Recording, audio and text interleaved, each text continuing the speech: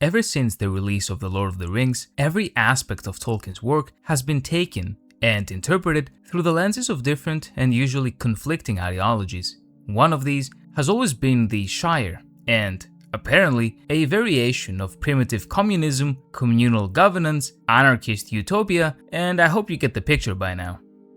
This week on Econ Fantasy, let us see what they actually mean, and most importantly, if Tolkien would agree. For starters, every single one of the things mentioned are very different to each other and have their own unique subtleties.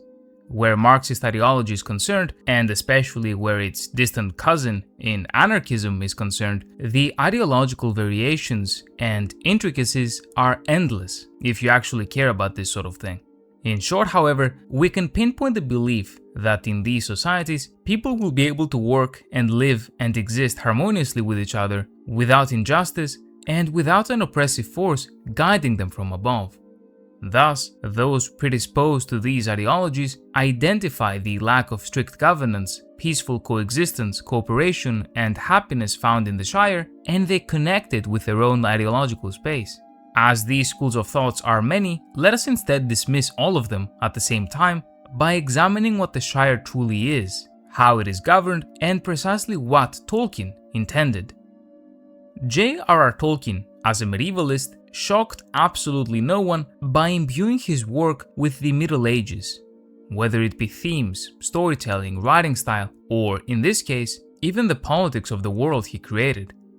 But politics were not the primary concern of his work, they merely exist in the background. Nonetheless, they remain objective facts you can identify, but which are not simply told to you. You must read between the lines.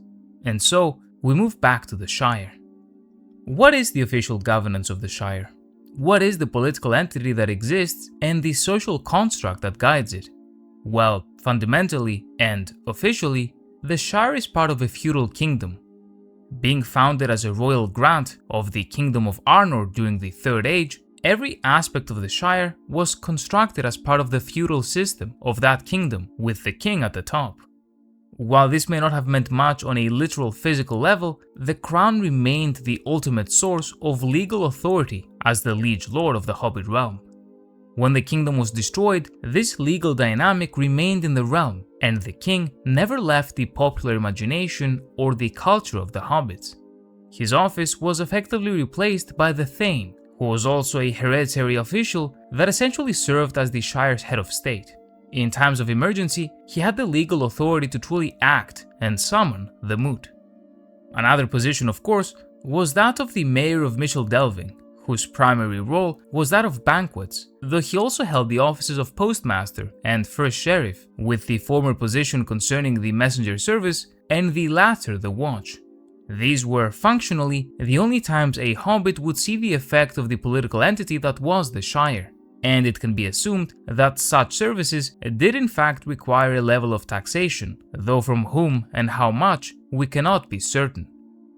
While it is true that the majority of hobbits are described as happy and content, very cooperative with each other, and known to take their time to enjoy their pipes and songs, there is some nuance. As with any heavily agricultural pre-industrial society, the majority of time spent by the average person was dedicated to the production of food. This production usually covered the needs of the population, but, importantly, did not produce a significant surplus and required intense effort. The majority of our characters come from effectively an aristocratic background with immense wealth, as well as ownership of the fields. The economic system is primarily based on medieval English organization of the countryside, the squirearchy. In essence, however, the owners of the land draw income from the tenants that work it. As correctly concluded in an excellent article by Nathan, the Shire's administration is not as it seems due to some democratic anarchism, but rather the control of the elite. Hobbit society is organized heavily around clan dynamics, and true authority in the Shire stems from the web of informal and blood relationships between these clans, and especially those that have monopolized ownership of agriculture and the few offices of the realm. Why do you think the main function of the mayor is to organize parties? Because it is through these social events that the families that own the Shire are able to informally communicate and share their ideas, without needing an official bureaucracy. Any true centralization of power would effectively end their collective elite influence over the entire population, as it would indeed be unnecessary to begin with without the ambition to wage war or to use the labor of a large number of people for a dedicated goal. And because of how fertile the Shire is, and because basic needs are always met and family connections are so close, the system continues to function, and perhaps even prosper, based on the relationships between patrons and clients. The example of the difference between Frodo and Sam and their respective families embodies this reality. There is no oath or vassalage, or military obligation or force, because such things have never been necessary for the hobbits. It is simply beneficial for Sam to offer his services to Frodo, and it is beneficial for Frodo to pay Sam and treat him well for those services. In this way, they are both satisfied, but their difference in social hierarchy is clear. Nonetheless, this back and forth leads to real friendship and loyalty in the end, at least in their case. Day to day, families traded favors and obligations, made connections through marriages, and interacted constantly socially. No wonder gift-giving is as important as it is for their culture. The millisecond that economic consolidation and commercialization appeared in the society with this culture at this time, everything began to change immediately. This interconnected web of family relations, informal understandings, and agricultural arrangements, which had all contributed to the creation of a harmonious and stable state of affairs, was suddenly threatened. In The Return of the King, Tolkien writes, "It all began with Pimple, as we call him," said Farmer Cotton, "and it began as soon as you'd gone off, Mr. Frodo. He'd funny ideas, had Pimple. Seems he wanted to own everything himself, and then order other folks about. It soon came out that he already did own a sight more than was good for him, and he was always grabbing more, though where he got the money was a mystery. Mills and malt houses and inns and farms and leaf plantations, of course.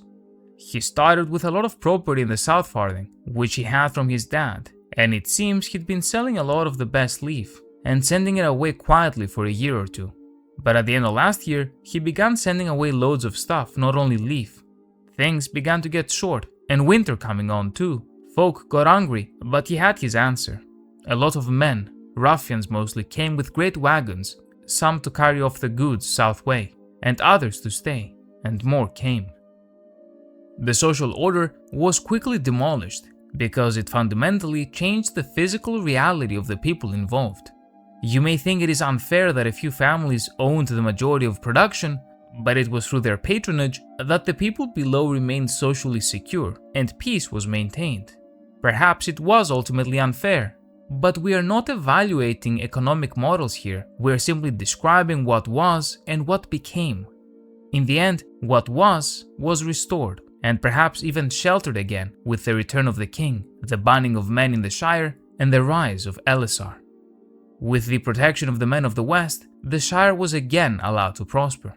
Either way, as you can probably tell by now, the Shire was anything but communist or anything in that neighborhood.